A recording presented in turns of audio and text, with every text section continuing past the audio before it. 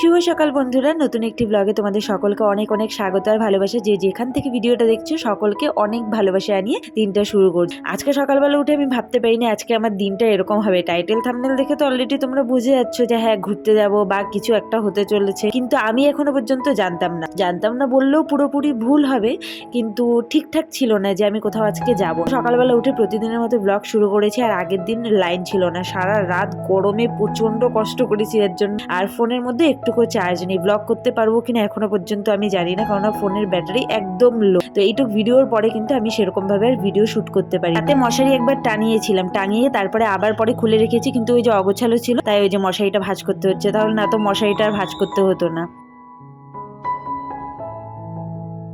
তো এদিকে বিছানা টিছানা তুলে নিলাম, আর এরপরে আমি আর ব্লগ করতে মনে হয় না পারবো, কারণ ফোনে একদমই চার্জ নেই বললামই। তো চলো ব্লগটা শেষ পর্যন্ত দেখতে থাকো, আশা করি তোমাদের খুব খুব ভালো লাগবে। তো স্নান সেরে একবারে রেডি হয়ে টোটোতে উঠে ব্লগ করছি, তাও কথা বলছি না, কেন কি আমি তখনও ভিডিও করব বলে ভাবিনি। একবার ভেবেছিলাম যে একটু শর্টস ভিডিও করব, তো এরকম বহু ভাবনা চিন্তা করে ভিডিওটা করেছি। আর আমার ভাসুরকে দিয়ে আমাদের বাড়ি পাঠিয়েছিলাম ফোনটা চার্জে দিতে, তো যার জন্য এখন ফোনের চার্জ আছে, কিন্তু ওই যে সেরকমভাবে ব্লগ করতে পারিনি, রেডি হওয়া বা কোনো কিছুই ব্লগ করতে পারিনি। আর অনেকটা দেরি হয়ে গেছে, আমাদের ট্রেনে যাওয়ার কথা ছিল, তো ট্রেন আমাদের মিস হয়ে গেছে। লাস্টে এই যে বাস কোনো মতে একটা পেয়েছি, আর এই যে ঝিলিক, তারপরে আমার হচ্ছে ননাসের ছেলে, মেজদি, ওরা সবাই দাঁড়িয়ে আছে, আর আমি বসেছি কি জানো, প্রতিবন্ধীদের সিটে। বদ্দি আমি সত্যি বলতে বাসে উঠলে আমার নিজেকে প্রতিবন্ধী মনে হয়, কেন কি আমি বাসে উঠলে প্রচণ্ড আমার খারাপ লাগে, গা গোলানি, যার জন্য বাসে উঠলে ওই আমার একই অবস্থা।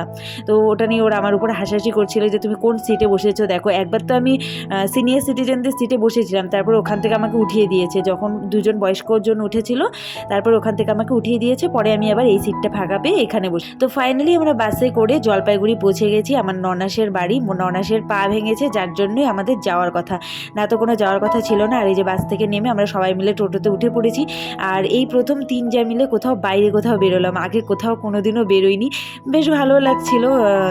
একেতে ননাসকে দেখতে যাবো, আর তার সাথে মনে করো এটা একটা ছোটো মোটো ঘোরাও হয়ে গেল। তাই ভেবেছিলাম ব্লগ করব না, ব্লগ করলে না অনেক সময় অনেক আনন্দগুলো মিস করে যাই ক্যামেরা ধরে রাখতে রাখতে। আর এখানে দেখো একটা মেলা বসেছে, মনে হয় মেলার ব্যানার দেখতে পেলাম। তো আমরা চলে আসছি জলপাইগুড়ি, আমাদের ননাসের বাড়ি কিন্তু একদম মেইন প্রপারে। তো ঢোকার আগে আমরা এখানে একটু ফল দোকানে আসলাম, একটু ফল নেব বলে। আমরা এইমাত্র জলপাইগুড়িতে চলে এসেছি দিদির বাড়ি, দিদির পা ভাঙছে দেখতে। আর এইদিকে দেখো মেজ দিকে দেখো, একবার পুরা দমে সেলফি তুলছে। এদিকে পেশেন্ট দেখতে এসে এরকম ভাবা যায়? বাসে আমাদের যে আজকে কি খারাপ অবস্থা, ট্রেনে ভাবছিলাম আসবো, ট্রেন পাইনি, তারপরে বাসে আসলাম, কতক্ষণ দাঁড়িয়ে। এই যে মেজদি এসে রান্না বান্না শুরু করে দিয়েছে। মেজদি, রান্নাটা কে করলো? তুমি? দিদি ওরাই সব কিছু রেডি করেছে, মানে আমার ননাসোরাই। মেজদি এখানে একটু চিকেনটা মনে হয় হয়তো বসিয়েছে, আসলে আমি পুরোপুরি দেখিও নি, এসে দেখলাম মেজদি এখানে চিকেন রান্না করছে, নাড়াচাড়া দিচ্ছে। আর এখানে সব বাচ্চা বাটিকে খেতে দেওয়া হয়েছে, সব বাচ্চারাকে খেতে বসেছে, তারপরে আমরা খাওয়া দাওয়া করবো। ওই গুনগুন, ঝিলিক, বিবেক, কেমন হয়েছে রান্না বান্না? দাঁড়া দিচ্ছি তোমাকে লেগ পিস এই দিও। কি করছে কি করছে? ও তো এটা ছাড়া খায় না, যে আশিকে দিয়ে দিছে ওজন্য খাবে লেগ পিস। ও আধে আধে ভাই আছে নে আজকে দে।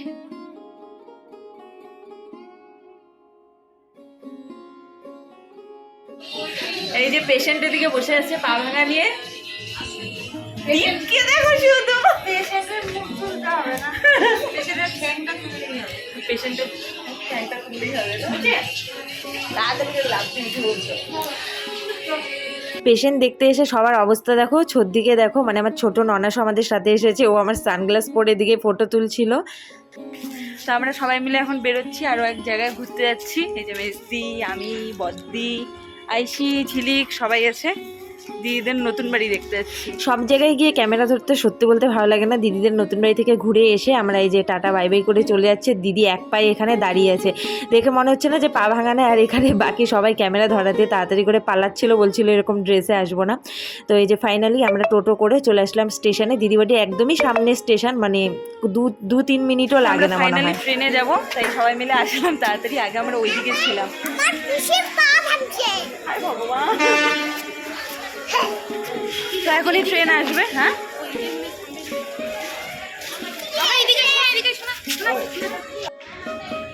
মানে চললো।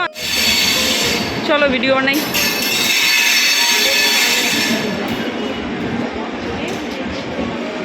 তো আমরা ফাইনালি সবাই ট্রেনের এখন অপেক্ষা করছি, ট্রেন আসবে।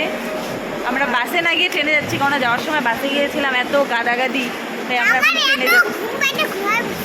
এইটা সত্যি কথা, ঘুমাই তো আসছে, হা করে ঘুমাই আসছিস তুই জানিস। তো এইদিকে আরেকটা ট্রেন আসছে, এটা মানে কলকাতার না, এটা কলকাতা শিয়ালদা। আর আমাদেরটা এখন আসবে, আমাদের লোকাল। এইটা তো আমরা চলে আসছি ট্রেনে করে, ট্রেনে একদম গরমে পোকায়। তারপরে এই যে এখন আমরা খেতে আসছি এখানে, এখানে এসে আবার ঘুরে দেখ, এখানে তো ভয়ঙ্কর গরম, স্নান করে ফেললাম, বাড়ি গিয়ে স্নান করতে যাচ্ছি। এখন চাউমিন অর্ডার করছি। কি হয়েছে? আরেকজনের ভালো লাগছে না। কি হয়েছে তোর?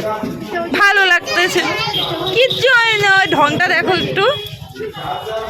তা আমরা এখানে যে চাউমিন খাবো এখন অর্ডার দিলাম।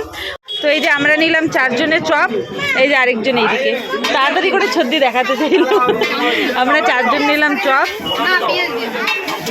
এই যে মেজদি, বদ্দি, আমার চপ।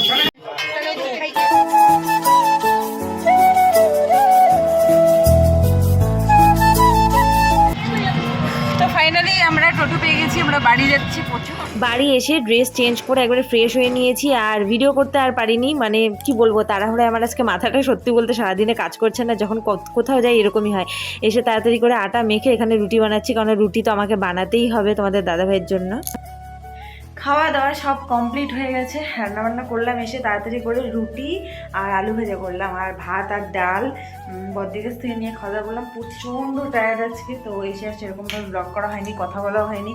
আর যাওয়ার সময় তো আমি ব্লগ করার টাইমই পাইনি, যার জন্য আমি ইন্ট্রোটাও সেরকমভাবে দিতে পারিনি। মানে খুবই একদম যাতাভাবে আজকে ব্লগটা করেছি, কারণ খুব তাড়াহুড়োর মধ্যে ছিলাম আর ভাবিনি যে আমি যাব, তো যার জন্য এরকম হয়েছে। তো চলো, এদিকে তোমাদের দাদাভাই বিছানা করছে, তো ভাবিনি আমি যাব, মানে হুট করেই প্ল্যান হয়ে গেছে। প্ল্যান ছিল কিন্তু তারপরে আমি ভেবেছিলাম যাব না, তো তার জন্যে আর কি ব্লগ করা হয়নি সেরকমভাবে। ভেবেছিলাম প্রতিদিনের মতো ডেইলি ব্লগ যেরকম করি ওরকমই করবো, কিন্তু পরে সব উলটপালট হয়ে গেছে আর ব্লগ করতেই পারিনি।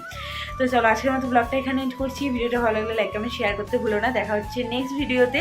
আর নতুন হলে চ্যানেলটা সাবস্ক্রাইব করতে ভুলো না। দেখা হচ্ছে নেক্সট ভিডিওতে। ততক্ষণ খুব খুব ভালো থেকো, সুস্থ থেকো। Tata, good night.